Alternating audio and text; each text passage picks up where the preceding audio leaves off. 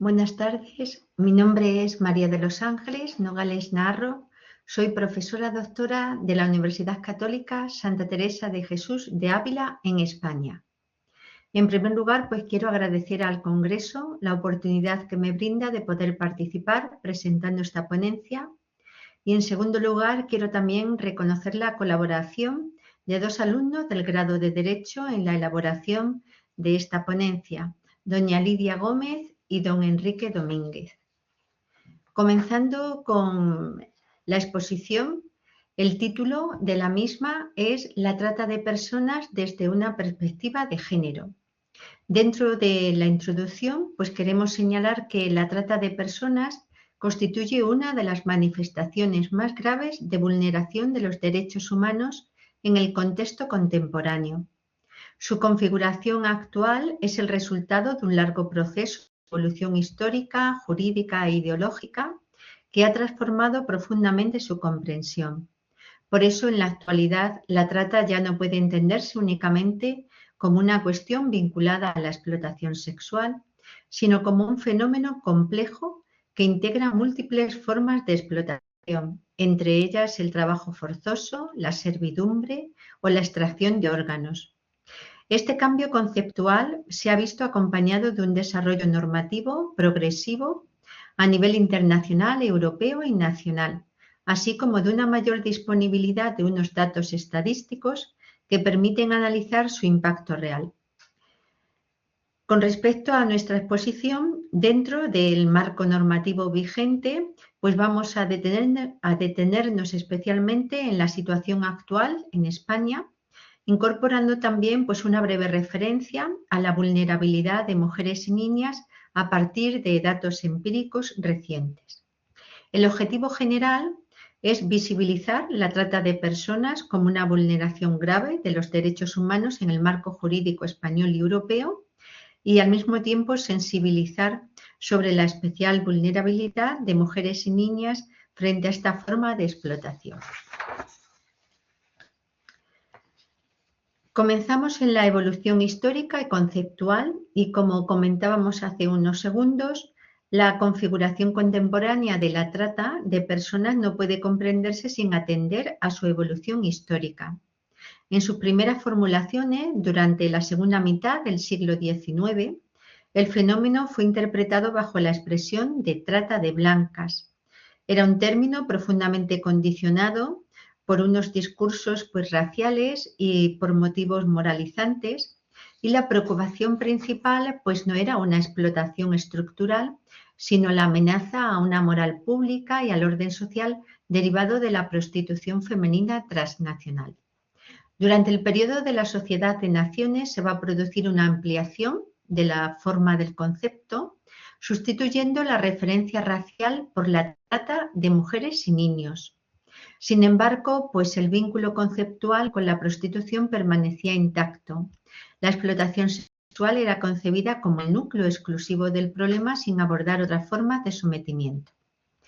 Tras la Segunda Guerra Mundial, la Convención de 1949 para la represión de la trata de personas y de la explotación de la prostitución va a consolidar una postura abolicionista de la misma. Va a suponer un avance institucional, pero seguía identificando prácticamente la trata con la prostitución y tampoco se diferenciaba adecuadamente conceptos como explotación, migración irregular o un trabajo sexual consentido.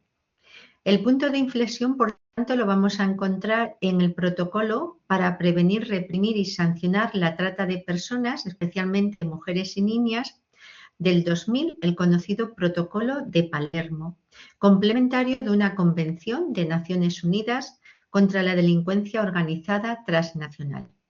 Por primera vez en este protocolo se establece una definición jurídica integral y operativa en su artículo 3A, que establece: por trata de personas se entenderá la captación, el transporte, el traslado, la acogida o la recepción de personas, recurriendo a la amenaza o al uso de la fuerza u otras formas de coacción, al rapto, al fraude, al engaño, al abuso de poder o de una situación de vulnerabilidad, o a la concesión o recepción de pagos o beneficios para obtener el consentimiento de una persona que tenga autoridad sobre otra, con fines de explotación.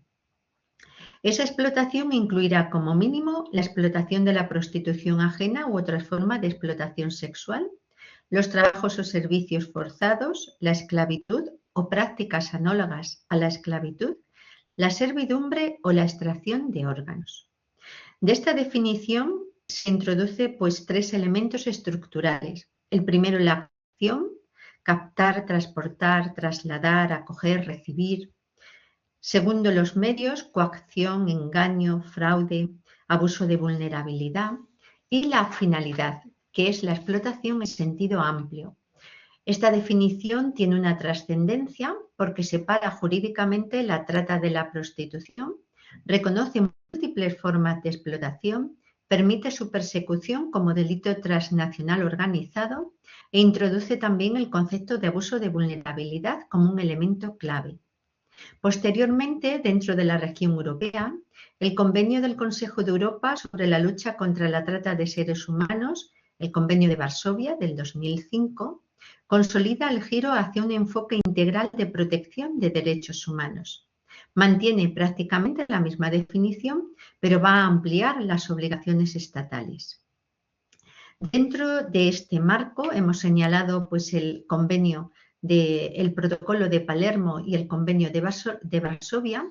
Podríamos citar otros instrumentos jurídicos internacionales también relevantes, y todos ellos vienen a consolidar lo que en el momento actual son tres pilares fundamentales en esta represión de la trata de personas, que son la prevención, la protección de víctimas y tercero, la persecución o procesamiento de los tratantes. En el ámbito europeo, dentro de la Unión Europea, el desarrollo normativo ha sido especialmente dinámico, y destacar la Directiva 2011, que es el pilar fundamental que va a definir el delito, establece unas sanciones severas, prioriza la asistencia de las víctimas, con especial énfasis también en los menores. Y por su actualidad, la última directiva de la Unión Europea 2024/1712, que modifica la anterior e introduce avances significativos. Entre estas novedades se encuentra, primero, nuevas formas de explotación. Incluye explícitamente la gestión subrogada, el matrimonio forzado, la adopción ilegal, la penalización de los usuarios, sanciona a quienes utilizan a sabiendas servicios prestados por víctimas de trata. Tecnologías, refuerza la persecución de la trata facilitada por las TIC, es decir, Internet, redes sociales, y protección de las víctimas. Garantiza un apoyo especializado, acceso a indemnizaciones y mecanismos formales de identificación.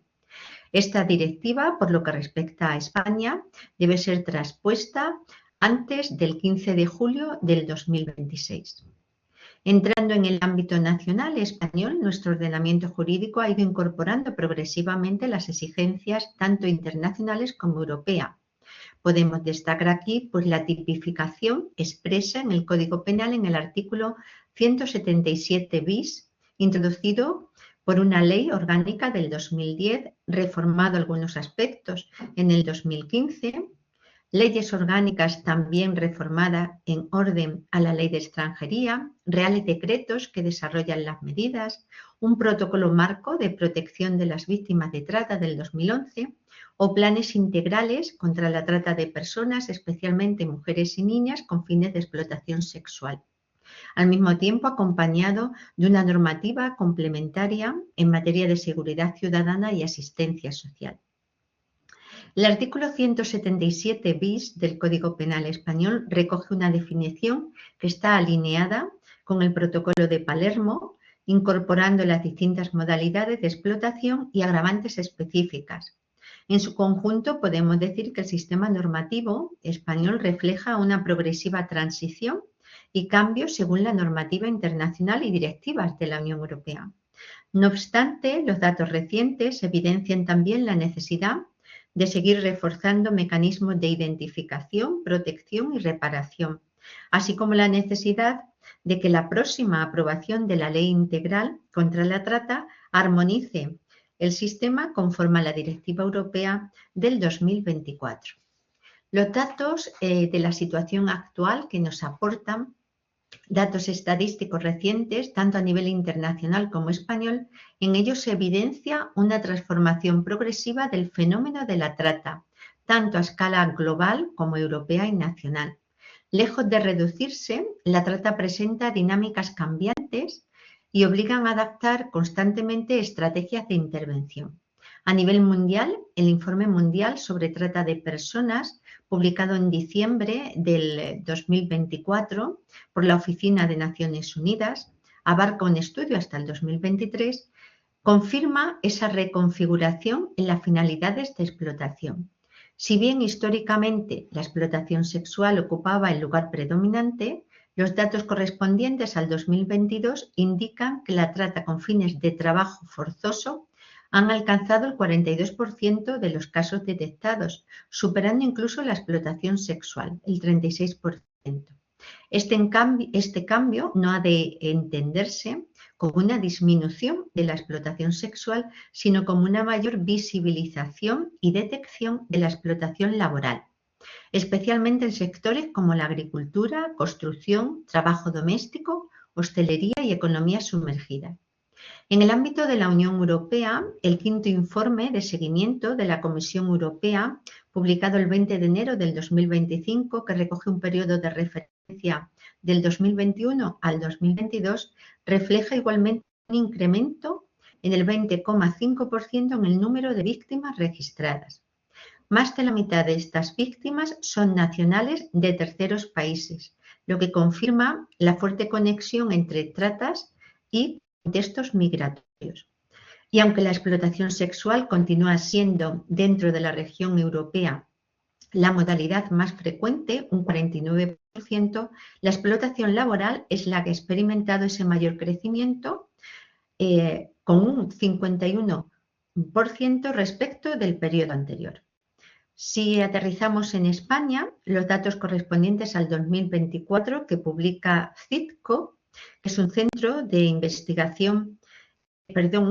inteligencia contra el terrorismo y el crimen organizado del Estado español, también identifica 1.794 víctimas en el 2024, con un incremento de un 22% respecto del año anterior. Si bien, si lo analizamos, es la explotación laboral el principal factor que explica este aumento. Dentro de una perspectiva de género, refiriéndonos ahora ya a España, el 56% de las víctimas identificadas fueron mujeres y 44% varones. Como comentábamos anteriormente, esta aproximación porcentual se explica por ese incremento de la explotación laboral, porque si se analiza específicamente la explotación sexual, continúa siendo claramente una situación feminizada. El 98% de las víctimas de trata y explotación sexual en España fueron mujeres, mayoritariamente de un origen de Latinoamérica, un 79%, especialmente, en un primer lugar de Colombia, seguido de Venezuela. En términos estructurales, cuando analizamos estos datos, permiten identificar tres tendencias: una diversificación de las formas de explotación, una persistencia de la dimensión transnacional y una mayor complejidad en la identificación de las víctimas, especialmente también en la explotación laboral. Para ir concluyendo en nuestra exposición, por decir algunos datos de los recabados con respecto a la vulnerabilidad específica de mujeres y niñas, esto revela también que la trata no opera de una forma neutral, sino que se va a insertar en estructuras de desigualdad de género, precariedad económica y subordinación social. Así, por ejemplo, como botón de muestra, desde un punto de vista sociodemográfico, siguiendo un estudio que recoge un informe elaborado por AMPRA, que es una asociación sin ánimo de lucro que combate la trata de mujeres y niñas desde un enfoque de derechos humanos y de género en España. En la publicación que hace de este informe del 2024 afirma que la mayor incidencia se sitúa en mujeres y jóvenes adultas, especialmente entre los 25 y 29 años. Este grupo etario combina una capacidad laboral activa con la vulnerabilidad económica y en muchos casos responsabilidades familiares. La maternidad va a emerger como un factor crítico. Más de la mitad de las víctimas son madres, un 55%, y un porcentaje significativo de sus hijos reside en el país de origen. Esta situación incrementa la dependencia económica y facilita mecanismos de coacción emocional, como amenazas dirigidas a los hijos. La feminización de la explotación sexual no es un fenómeno casual, sino el reflejo de estructuras que perpetúan una cosificación del cuerpo femenino y la mercantilización de la sexualidad. En este sentido, pues la trata debe analizarse no solo como delito, sino como una manifestación también extrema de violencia estructural contra las mujeres. Para ir concluyendo, vamos a destacar algunos aspectos que ya hemos citado. Los datos actuales revelan esa reconfiguración del fenómeno de la trata de personas con un crecimiento significativo de la explotación laboral y una persistente feminización de la explotación sexual. La vulnerabilidad de mujeres y niñas se va a sustentar en factores estructurales como la desigualdad de género, una precariedad económica, la migración y también la instrumentalización de las relaciones de confianza, porque la mayoría del primer paso de reclutamiento, pues en un porcentaje próximo al 40%, son de personas conocidas, incluso familiares. Por ello, la respuesta no puede limitarse al ámbito penal, sino que debe integrar políticas públicas de prevención, protección social, cooperación internacional y un enfoque de género, como además exige pues, la Directiva del 2024. En definitiva, la lucha contra la trata exige esa estrategia integral, coordinada y centrada en la dignidad humana y de respeto a los derechos fundamentales, capaz de abordar tanto las causas estructurales como las manifestaciones contemporáneas del fenómeno. Muchísimas gracias.